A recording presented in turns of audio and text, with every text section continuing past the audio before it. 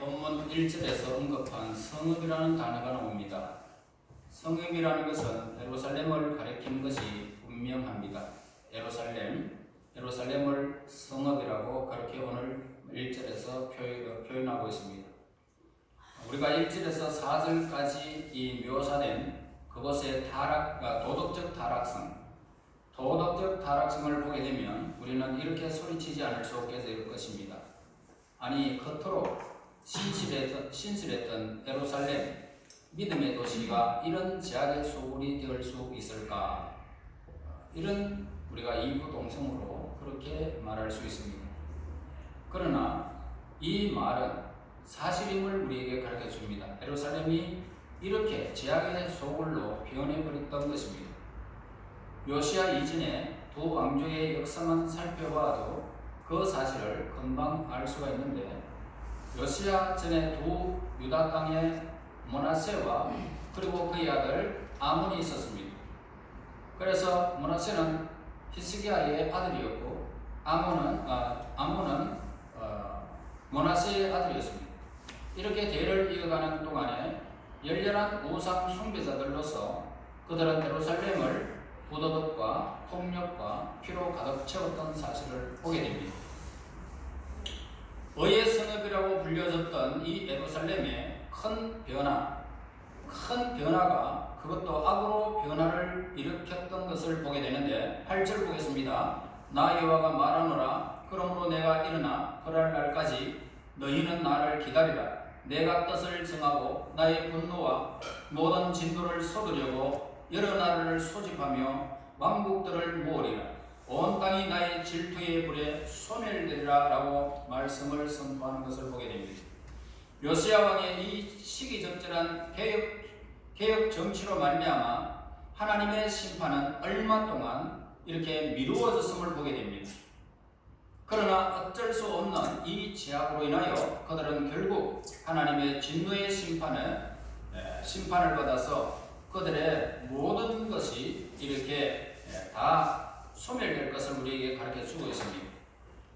본문에 기록된 네 가지 제약은 그 당시 유대인들에게뿐만 아니라 오늘날 우리들에게도 똑같이 적용됨을 우리에게 가르쳐 주는데요. 2절을 보겠습니다. 그가 명령을 듣지 아니했다 그러죠. 그가 누구의 명령? 하나님 명령을 듣지 아니했다.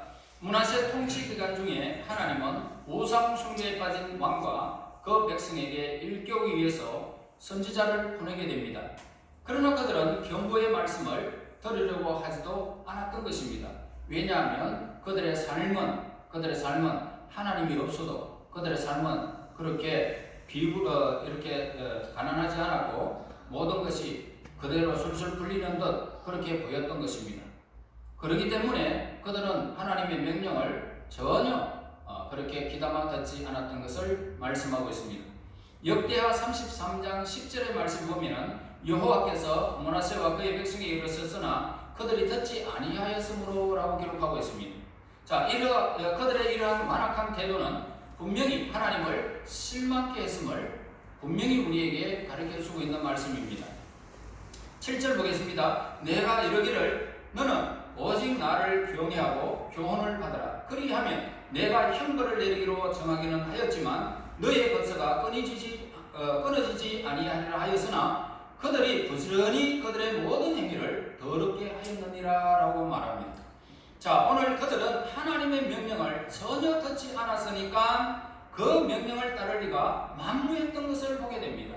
이러한 사실은 에레미야서 22장 21절에 보면은 네가 평안할 때에 내가 네게 말하였으나 네 말이 나는 듣지 아니하리라 하였나니 네가 어려서부터 내 목소리를 청종하지 아니함이 네 습관이라 그렇게 말합니다. 자, 이 사역자들이 열심히 설교를 합니다. 여러분 귀담아 들어야 됩니다. 제가 여러분들의 사역자로서 이렇게 열심히 설교를 하고 오늘 우리의 양심에 찔리는 그런 양심을 깨우는 그런 정죄를 할 수 있고 성령께서 그의 마음에 권고하시고 호소하셔도 사람들은 귀에 듣지 않기를 원하는 것입니다. 그래 하나님의 말씀이 선교사를 통해서 증거되어져도 이스라엘 백성들의 완악함과 동일하게 우리도 그 말씀을 듣지 않으려고 하고 있다 이 말이에요. 태무심하고 있다는 거죠. 하나님이 이걸 얼마나 기억하시는지 모릅니다. 하나님이 기억하고 계세요. 그래서 우리는 하나님의 말씀이 들려질 때에 그 말씀을 우리가 받아야 됩니다. 두려운 마음으로 받아야 돼요. 아무렇게나 생각하고 있으면 어느 날 갑자기 나에게 닥치는 그런 엄청난 비극의 현장의 주인공이 되고 마는 것입니다. 그때에는 내가 돌이킬 수 없는 엄청난 비극이 내게 찾아온다는 사실을 우리는 꼭 기억해야 됩니다. 하나님 말씀을 받지 않는다. 이게 하나님 굉장히 미워하신다. 그 다음에 두 번째로는 또 2절에 말씀하고 있죠. 교훈을 받지 않았다고 그렇게 기록하고 있습니다. 교훈을 받지 아니하면, 자, 이 사실을 확인하기 위해서 예레미야 선지자의 말을 성경을 들어서 우리가 이렇게 보아야 합니다. 예레미야 5장 3절에 보면 여호와여 주의 눈이 진리를 찾지 아니하니까 주께서 그들을 치셨을지라도 그들이 아픈 줄을 알지 못하며 그들을 멸하셨을지라도 그들이 징계를 받지 아니하고 그들의 얼굴을 바위보다 굽게 하여 돌아오기를 싫어했다라고 합니다. 그래 하나님의 말씀의 교훈을 전혀 받지 아니했더라. 그래서 하나님이 그들을 얼마나 혹독하게 그리고 얼마나 자주 치셨는지를 알려면은 아모스 4장 11절에 보면 말씀이 나옵니다. 내가 너희의 중에 성은 무너뜨리기를 하나님인 내가 소돔과 고모라를 무너뜨린 같이 하였으므로 너희가 불붙는 가운데서 빼낸 나무 조각 같이 되었으나 너희가 내게로 돌아오지 아니하였느니라. 여호와의 말씀입니다. 그러니까 소돔과 고모라가 어떻게 멸망했는지 여러분 잘 알지 않습니까? 그것처럼 그렇게 혹독하게 그들에게 그렇게 징계를 하였지만 그들은 하나님 말씀을 전혀 듣지 아니하고 돌아오지 않았다는 것입니다. 자, 그 모든 교정수단에도 불구하고 올바른 길로 돌아오지 않는 그들은 도대체 얼마나 완고한 마음을 가지고 있었는지를 우리는 짐작하게 되어집니다. 그 모든 재앙이 단지 우연의 소산이고 아무 의미도 없는 것이 되고 말았다는 것입니다. 하나님 말씀 들어도 내가 내 마음을 고치려고 하는 어떤 의도도 내 속에 일어나지 않는다면 그 완고함을 어디에서 여러분 고칠 수 있겠습니까? 이 세상에는 여러분들을 고칠 수 있는 기관이 없습니다. 그것 때문에 여러분들은 망하게 된다는 것입니다. 여러분, 우리가 지금까지 잘 먹고 잘 살고 있지요. 그러나 하나님의 징계가 임하면 우리에게 엄청난 비극의 현장입니다. 그러므로 우리는 하나님을 두려워해야 되고요. 교훈을 받아야 됩니다. 잠언서 29장 1절에 보면 자주청명을 받으면서도 목이 고든 사람은 갑자기 패망을 당하나 피하지 못하리라 했습니다. 그러니까 우리에게 갑자기 어떤 재앙이 당하게 되면 패망을 당하게 되면 피할 수 없는 자가 된다는 것을 우리에게 가르쳐줍니다. 그럼 하나님의 말씀을 듣는 자는 피할 수 있는 길을 열어주십니다. 이사야 55장 3절에 너희는 귀를 기울이고 내게로 나와 들으라. 그리하면 너희의 영혼이 살리라. 내가 너희를 위하여 영원한 언약을 맺으리니 곧 다윗에게 허락한 확실한 은혜니라 라고 합니다. 하나님 말씀에 귀를 기울이고 교훈을 삼으라는 말씀입니다. 자, 우리 모두 확실한 하나님의 은혜를 늘 기억하면서 살아야 함을 우리에게 가르쳐줍니다. 그 다음에 세 번째로 보면 2절에서 여호와를 의뢰하지 않았다. 자, 이 구절은 그들의 도덕적 상태에 대한 한층 절망적으로 묘사하는 모습을 보게 되는데 그들 조상의 하나님을 신실하게 믿던 시절에 그들은 모든 것을 충만케 하시는 하나님의 지혜와 사랑과 능력과 믿부심을 굳게 의뢰하였던 것입니다. 다윗에게 허락한 확실한 은혜가 솔로몬에게, 르호보암에게 그러면서 대를 이어서 계속 하나님께서 그들과 함께 주셨고 아브라함과 이삭과 야곱과 그 모든 대를 이으면서 하나님은 그들의 자손들에게 복의 언약을 늘 허락해 주셨습니다. 그들은 그대로 따랐고 아브라함이 복을 받았습니다. 받았습니다. 이삭이 복을 받았습니다. 야곱이 복을 받았습니다. 요셉이 복을 받았습니다. 그 대를 이어서 모든 12족속이 복을 받았습니다. 자, 이렇게 복을 받았는 그것을 하나님의 지혜와 사랑과 능력과 미쁘심을 다 기억하면서 그들은 하나님을 의뢰하며 하나님을 다시 말해서 모든 것을 다 맡기고 하나님께서 하시는 일들을 보면서 살아왔던 것을 보게 됩니다. 그러나 국가적 시련의 때에 다른 신을 찾아 섬기면서부터 그들은 구원을 얻기 위해서 인간의 의지가 시작되어졌던 것입니다. 하나님을 의지하지 아니하고 인간의 의지가 시작되는 거죠. 그래서 선지자 이사야는 그러한 그들의 언행을 책망하게 되는 걸 봅니다. 이사야 30장 1절에 보면 여호와께서 이르시되 패역한 자식들아 화있을진저 그들이 계교를 베푸나 나로 말미암지 아니하며 맹약을 맺으나 나의 영으로 말미암지 아니하고 죄에 죄를 더하는도다. 나라가 침략을 당했을 때에 정말이지 그들은 하나님을 의뢰하기보다는 애굽을 의뢰하게 됩니다. 아수르를 의뢰하게 됩니다.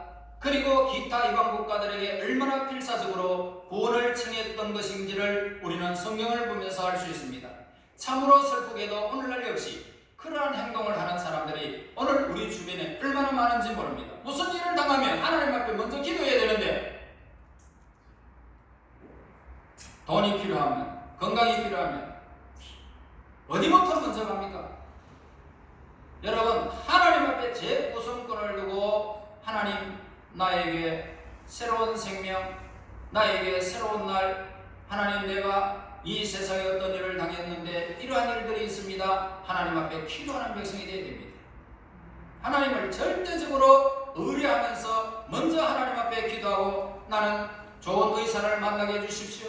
돈이 필요한데 돈에 궁핍을 당치 않도록 하나님께서 길을 열어주시고 나에게 돈을 주십시오. 누구를 만나러 가는데 그 사람에게 해를 당치 않고 내가 그들에게 유익을 베풀고 그 사람이 내가 하나님의 사람임을 알게 해주십시오. 하나님 앞에 기도해야 합니다. 무슨 일을 만나도 하나님을 의뢰하는 자가 되어야 된단 말입니다. 그들은 도가니 속에 던져진 셋조각처럼 혹독한 고난을 당하면서도 정말로 구원을 주실 수 있는 하나님을 의지하지 아니하고 헛되이 인간의 지혜와 용기를 의존했던 것입니다. 넷째로 2절에 보세요. 자기 하나님에게 가까이 나가지 아니하였도다. 반대로 하나님께 가까이 간다는 것은 하나님을 향한 예배를 뜻하고 있는 것입니다. 하나님께 가까이 가지 못했다. 하나님께 가까이 간다는 것은 예배를 뜻한다 이 말입니다.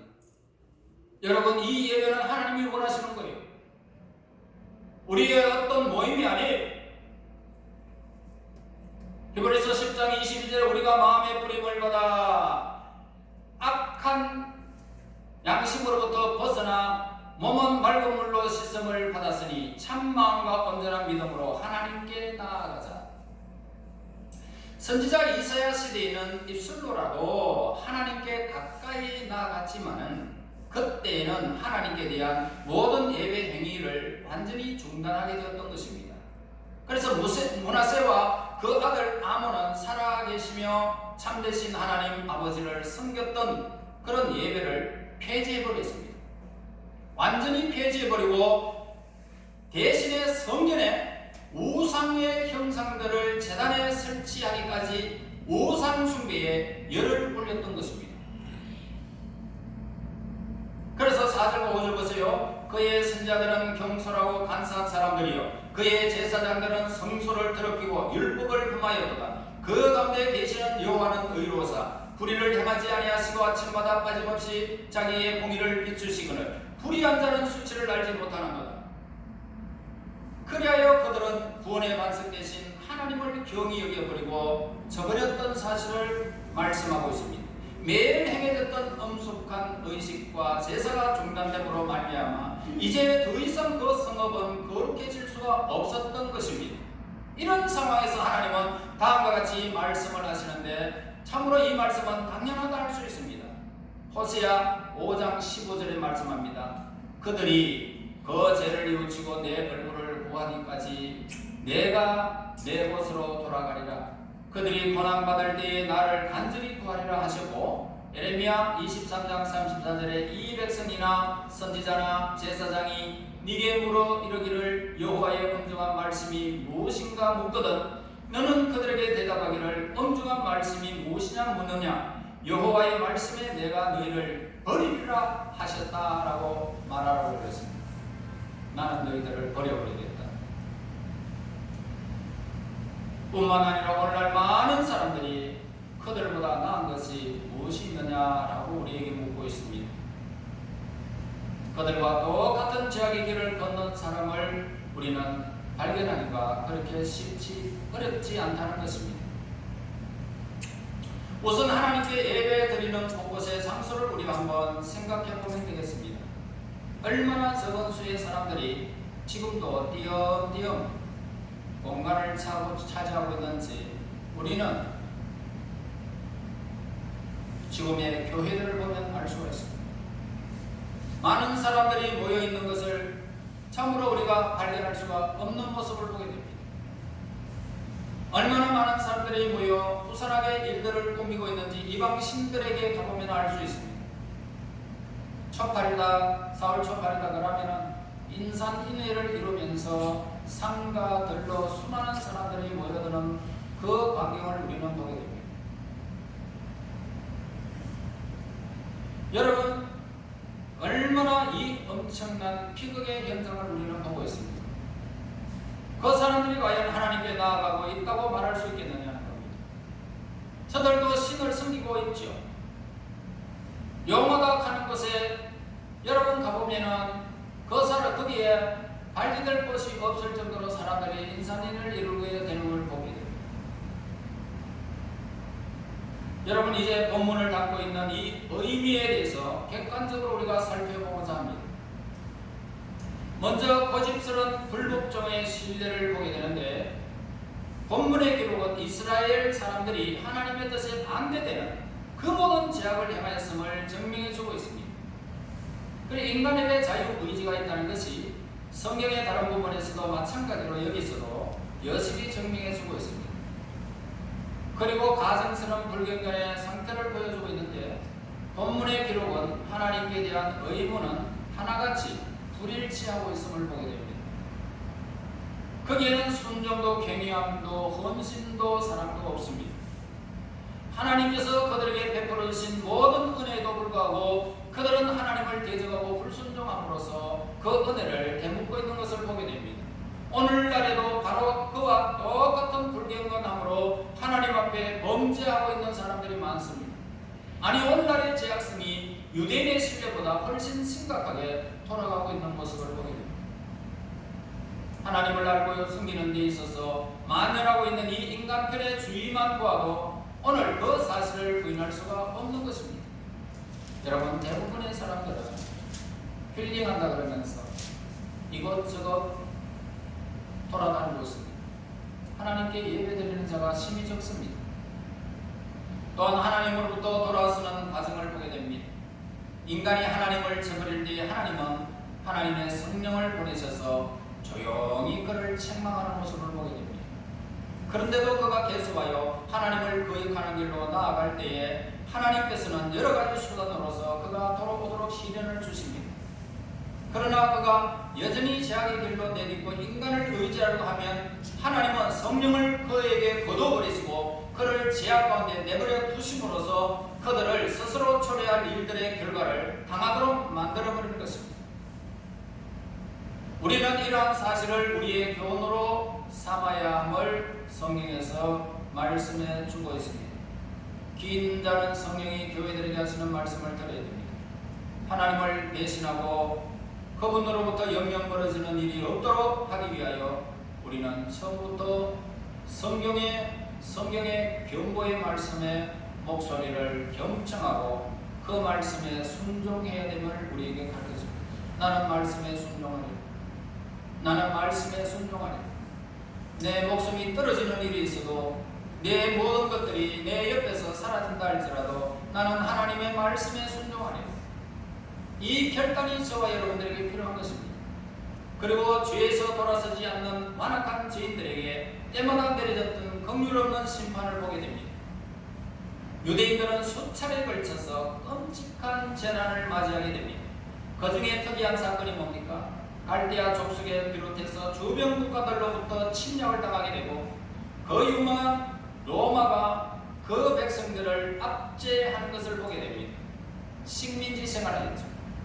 하나님이 이처럼 나라들을 흔들어 칠 때에 혹은 하나님의 교회를 일부를 시험할 때는 반드시 이유가 있더라는 것입니다. 그 이유라는 것은 다름 아닌 본문에 기록된 것과 같은 죄를 그냥 신상하게 하나님 앞에 그냥 죄를 그냥 심상히 여기지 아니하고 죄를 밥 먹듯이 그렇게 만연하게 짓는 것입니다. 그런데 그와 같은 응징을 내리시는 가운데 하나님께서는 완전한 지혜와 순수한 은혜로서 주권자로서의 치우침 없는 그런 공의와 무한한 능력을 온 세상에 드러낼 것을 말씀하고 있습니다. 5절 보겠습니다. 그 가운데 계시는 여호와는 의로우사 불의를 행하지 아니하시고 아침마다 빠짐없이 자기의 공의를 비추시거늘 불의한 자는 수치를 알지 못하는도다. 그러므로 하나님이 이 땅 위에 죄인들을 벌하시고자 그 손을 드실 때에 우리는 떨며 범죄치 말아야 함을 성경에서 가르쳐 주고 있습니다. 여러분에게 좋은 일만 있는 것이 아니라 어려운 일들이 닥치게 되어졌을 때에 하나님을 신뢰하고 내가 돌이키는 계기가 되고 겸손해지는 계기가 되고 하나님 앞에서 하나님을 의뢰하는 계기가 될지언정 완고해지지 않아야 함을 우리에게 가르쳐줍니다. 또한 하나님의 능력의 손길에 우리 자신이 온전히 되어 맡겨라는 것입니다. 이제 다음을 주목하시기 바랍니다. 자, 이 본문은 하나님을 배반하지 말 것을 강력히 경고를 하고 있습니다. 결과적으로 본문 전체는 하나님을 고백하는 자들에게 말하고 있습니다. 선지자는 하나님 안에서 범죄하지 말라고 경고를 하고 있습니다. 그리고 본문에서 하나님께서는 범죄한 영혼들을 돌이키기 위해서 얼마나 노심초사하시는지를 성경에서 보여주고 있습니다. 그래서 하나님의 자비와 인내를 짓밟고 넘겨라는 그것은 바로 얼마나 큰 죄악인지를 우리에게 가르쳐주고 있습니다. 또한 하나님의 백성들의 변절과 타락을 보면서 하나님은 심히 안타까워하는 것을 우리에게 보여주고 있는 본문의 메시지입니다. 에스겔서 18장 31절에 너희는 너희가 범한 모든 죄악을 버리고 마음과 영을 새롭게 할지어다. 이스라엘 족속아 너희가 어찌하여 죽고자 하느냐. 여러분, 이제 저와 여러분 하나님을 알고자 힘쓰시기를 바랍니다. 여러분들은 하나님을 알고자 힘쓰는 가운데 예배의 열중을 다하고 하나님을 의뢰하며 하나님께서 하시고자 하시는 그 말씀에 나는 무조건 순종하겠다고 작정하는 이들에게 하나님을 알고자 하는 그 모든 지혜와 지식이 여러분들에게 더해져서 명철을 주실 것입니다. 명철을 주시면 하나님을 아는 지혜가 지식이 더해질 것입니다. 하나님의 기쁨이 될 것입니다. 여러분들의 한 것마다 기쁨이 될 것입니다. 손대하는 일마다 얼마나 감격이 밀려올지 여러분 상상이 갑니다. 하나님께 의뢰하고 하나님의 모든 것들을 온전히 순종하며 받아들이고자 하는 그 심령 위에 하나님이 운행하시는 손길을 그 자녀들에게 보여주실 것입니다. 그리고 그분의 속성과 언약을 믿고 저와 여러분 이제 나는 순종하며 살리라. 나는 말씀의 언약을 믿고 살리라. 하나님 말씀에 순종하며 살리라. 이런 하나님의 사람들이 되시기를 예수님의 이름으로 축원합니다. 하나님 은혜 감사합니다. 순종하고자 마음에 다짐하였습니다. 하나님이여 하나님을 의뢰하게 하시고 하나님을 믿고 이 세상의 것을 참으로 분토같이 여기면서 하나님을 향한 열정과 하나님을 가까이 하는 은혜를 저들에게 허락하여 주시옵소서. 우리 하나님 이 땅에 살아가면서 모든 것은 다 사라진다 할지라도 하나님의 언약의 말씀은 영원히 있는 줄로 믿사오니 그 언약의 말씀을 믿고 하나님을 의뢰하며 살아 그 영광 우리 하나님의 거룩한 영광을 늘 누릴 수 있도록 인도하여 주시옵소서. 예수님 이름으로 기도하옵나이다. 아멘. 아멘.